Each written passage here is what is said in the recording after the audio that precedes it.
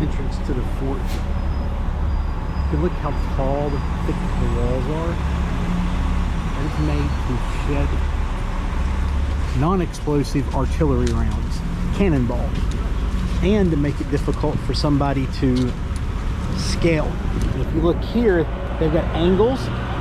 That way they can aim their cannon in a wider arc out here. They're not set in place. On the backside, you can rotate the cannon, cover larger swaths out here. Works like a giant funnel. These forts are controlled by the National Park Service, part of the United States.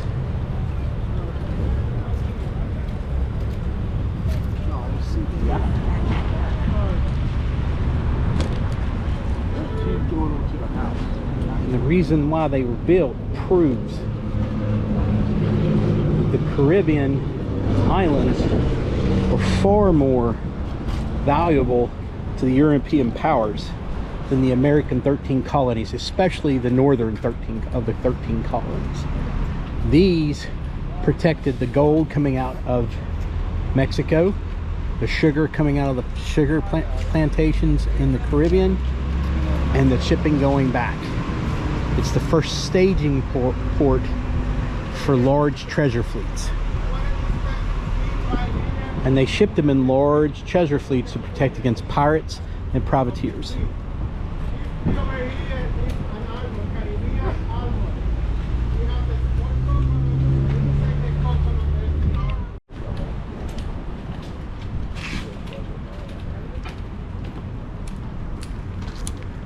As we're entering,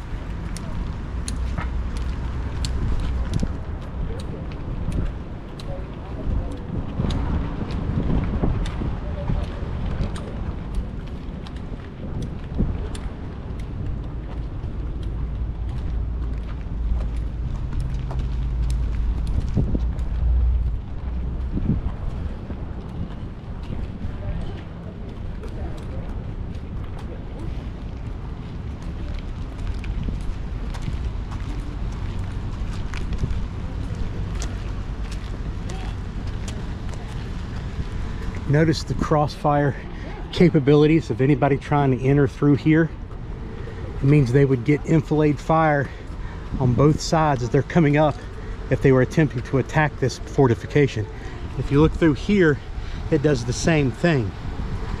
And notice the steepness of the stairs. The stairs are so steep because it makes them imbalanced to attack. 90 feet tall. He said that's 70 to 90 feet tall. It took 150 years to build. The majority of the material came out from limestone. We have plenty of limestone on the other side of the bay. I'm going to show you later the little mountains that are made out of limestone. Look at this wall. And you see a guy in a movie throwing a hook and climbing the wall. Yeah, right?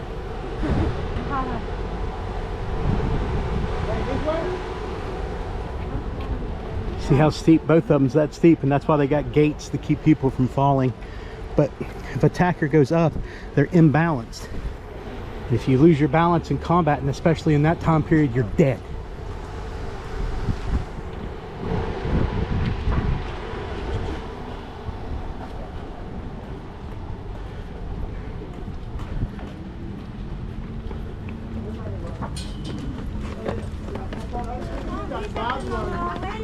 That's what is in the bedrock of the fort. It was always there.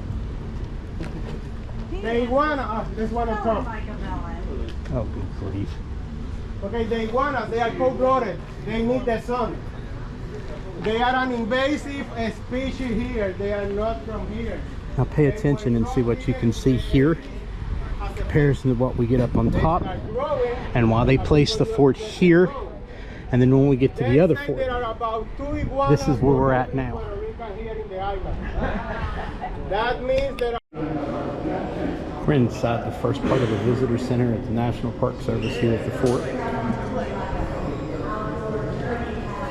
They've got a neat little replica over here. Okay, over here you can tell how big the fort was. The went all the way from the Atlantic Ocean all the way to the bay. Your cruise is right here at this moment. Half of the fort was destroyed so they can make the streets so people can enter the city. Before, you can only enter the city from 6 a.m. to 6 p.m. So if you used to live in the city and you went out at 6 p.m., you would stay outside. And then I will give you go to the bar.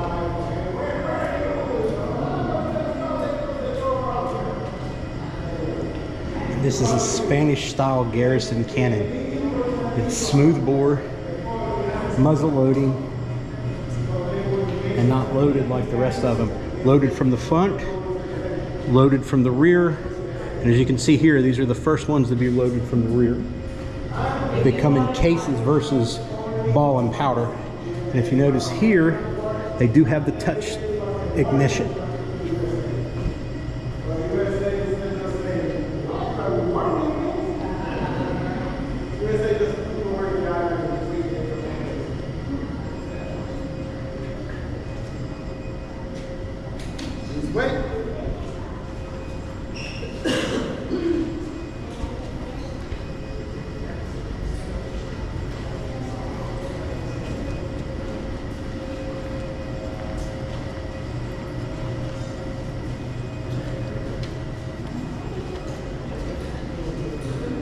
This is a bronze cannon. This is a replica. So they used to be.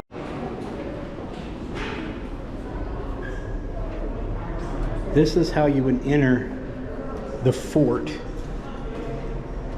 originally. The tour group's going to go up the stairs. They don't want to come. They didn't want them to come this way, and you can see I broke off so that I can actually give you the historical precedence behind it. Notice how steep it is. Again, this is to make attackers imbalanced as they're coming in, giving the benefit to the defender so they can kill more of the attacker and protect more of the defenders. That's the purpose of the fort. It's not for luxury. It's not for touchy feel good. It's complete with combat in mind.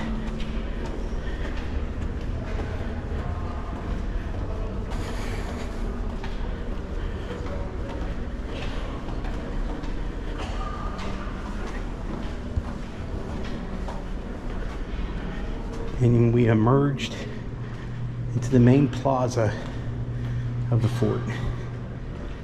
Whew, it's hot.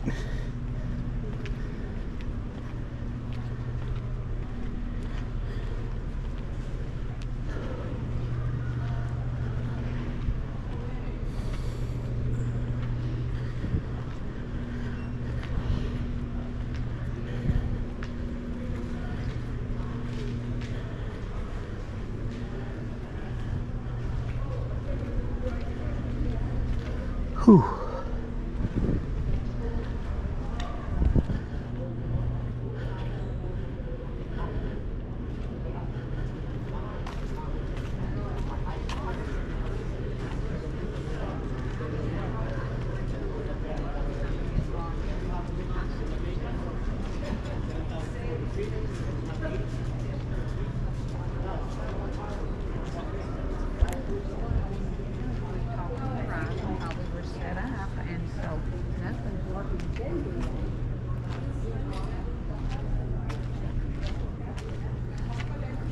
Again, we're going up a ramp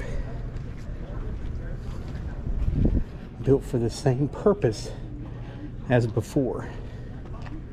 Plus, if you use a ramp, it's easier to move munitions like heavy cannonballs, barrels of powder, and troops inside the fort. But it's still at a steep angle.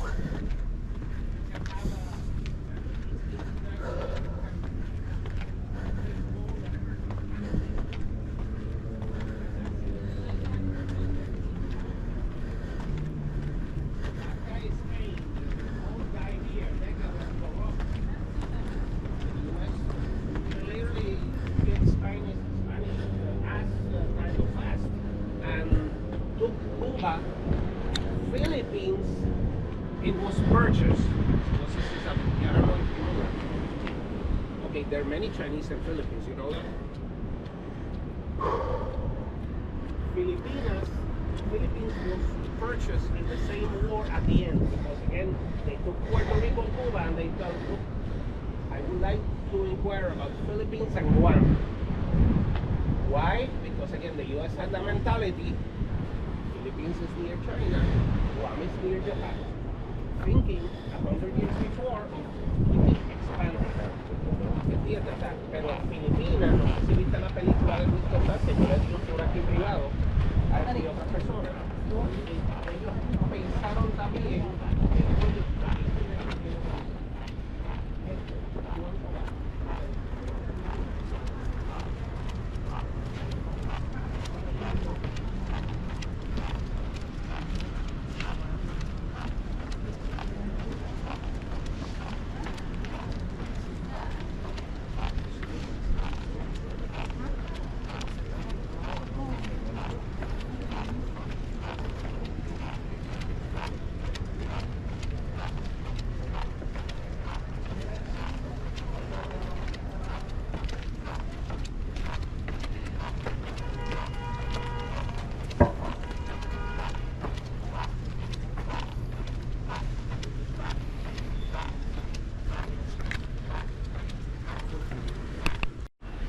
we're going into the main firing battery, level 2. Once again, you notice that it's at a steep angle up.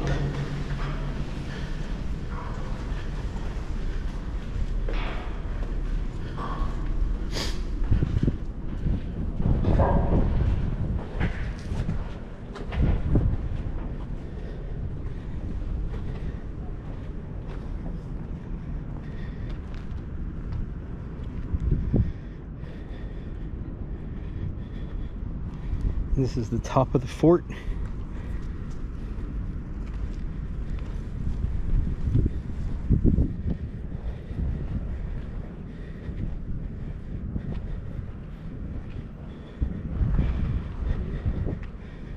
For the sake of discussion,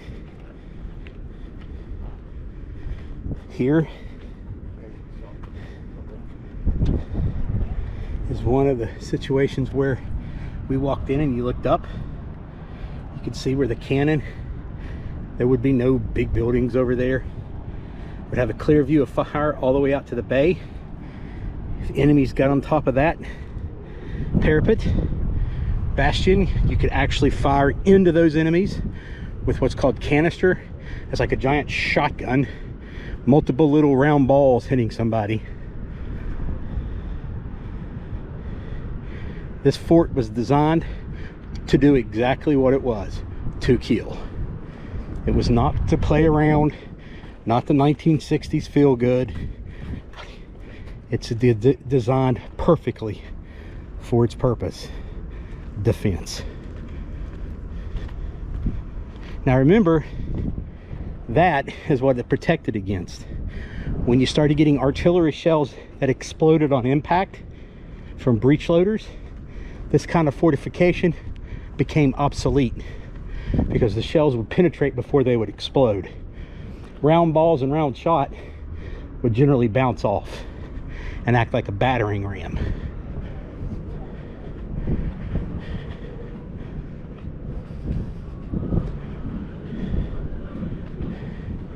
And here's the view of the city from this angle. And you notice there's a defensive parapet behind it. Now you may be wondering why this is open. Remember, they had to tear down half the fort to be able to open it up for the city so they can get it in. At one time they only had 6 gates and they closed at 6 p.m. So that means half your city wouldn't be able to do crap. So in order to grow, they tore down half of the parapets and half the fortifications. So this is why this looks exposed. It would still be behind it, and if you pay attention, it's still behind a steep angle. And just like anything else, when you got the high ground, you've got advantage.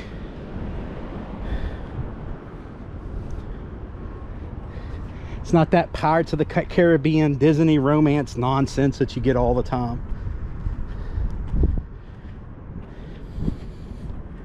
Now these would be barracks,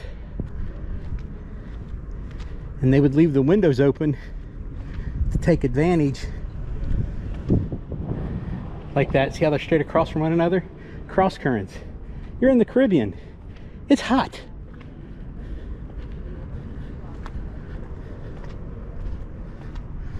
And that round surface over there, that's a World War II construction for U-boats. The Germans actually came down here during World War II with several of their Type 13s and whatnot of their subs, their U-boats, and were quite effective for nailing our trade in the Caribbean. Well, we'll turn you off for now.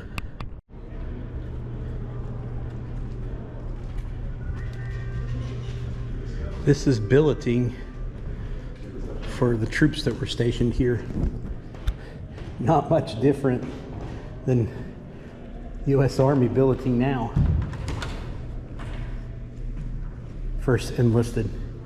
Officers are pampered.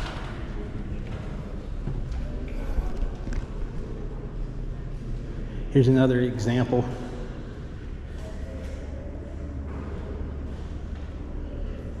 of a shore battery set up to fire and rotate in position. This is more of your anti-ship ones.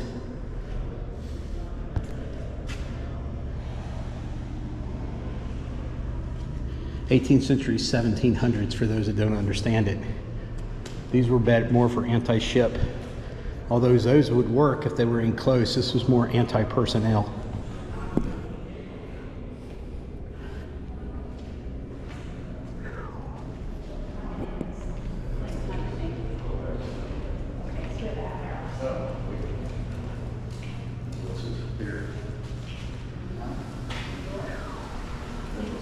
All right, take a break. Another example of artillery piece. As we travel in the room. Another example. I'm assuming that's a well.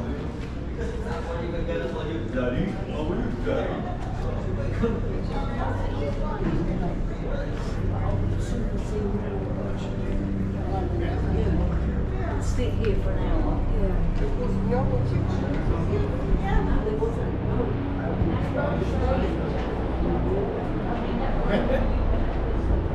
Oh no, she could go hallway.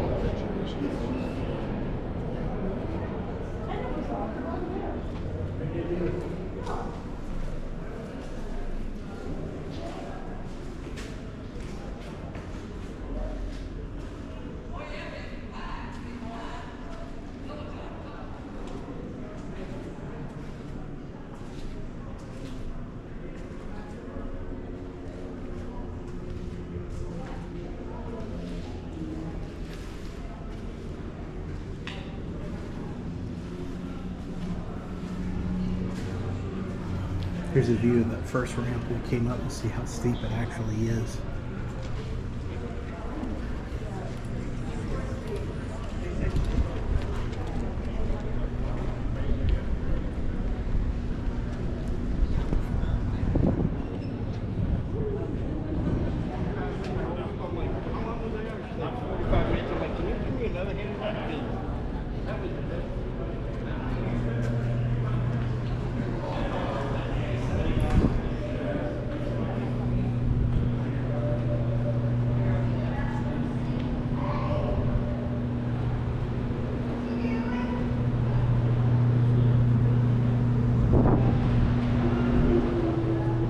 Chow hall.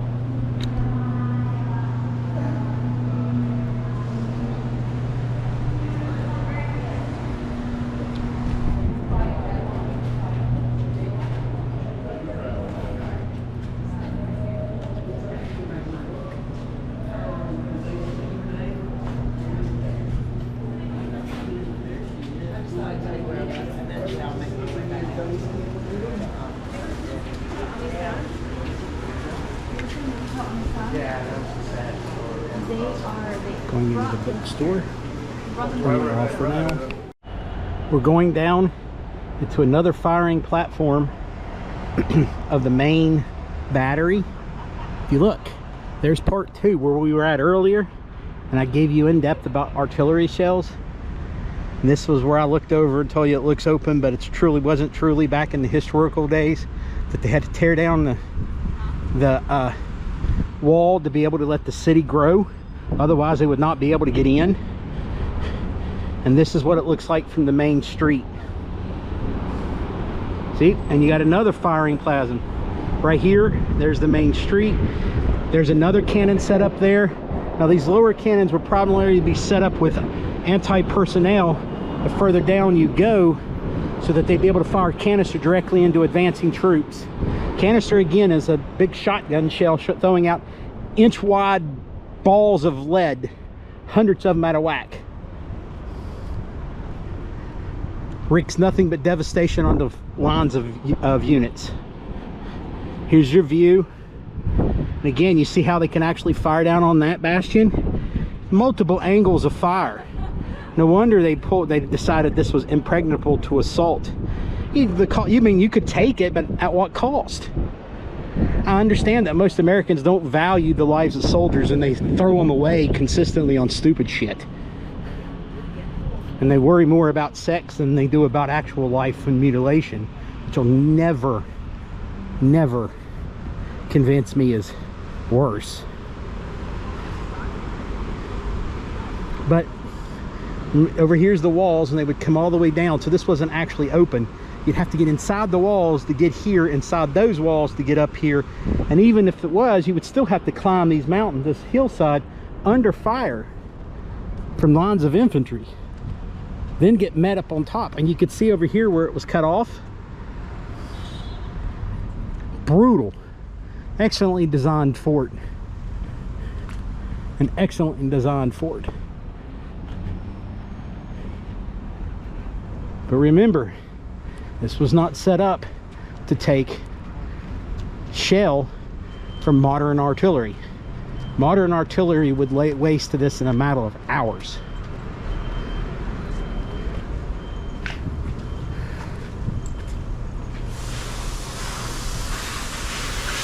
And we're going back into the plaza.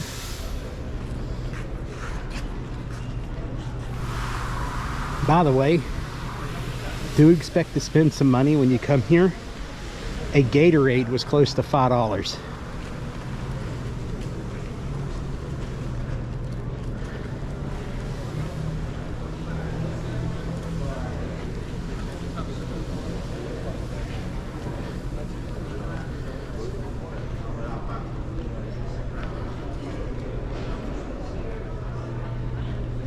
All right, and we'll take a break.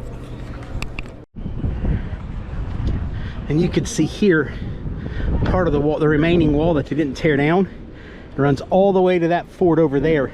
That's the second fort. That's about a mile out, and they are in support firing position of one another. And what I mean by that is, you see these little rounders here, shore batteries would be here shooting off at main battery at ships out to sea. These wooden or steam ships would become under direct fire from heavy artillery. You're talking 40, 50, and 60 pounders. Then you get down here, if you're coming in from shore and you're attacking that way, you see how they got the notch? That allows you to have multiple angles of fire. Say you're going to attack that main one here, you've got ones immediate right, immediate left, from over here and over there at that tower, on that fort over there, plus the higher wall over here. All of this would be firing into you.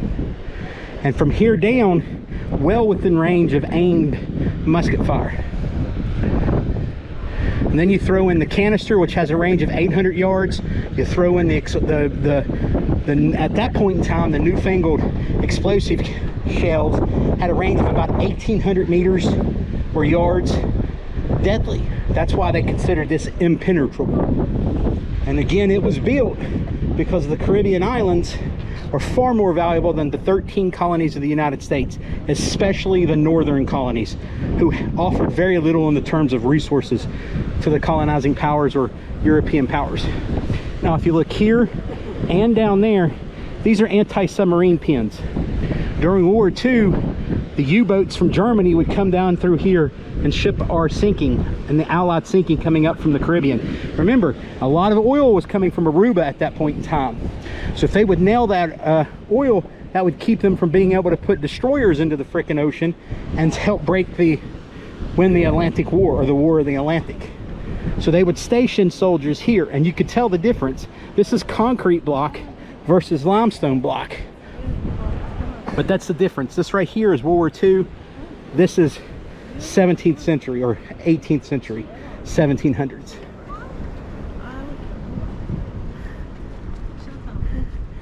And this is a prime example of a main coastal battery location. They could swing it 180 degrees.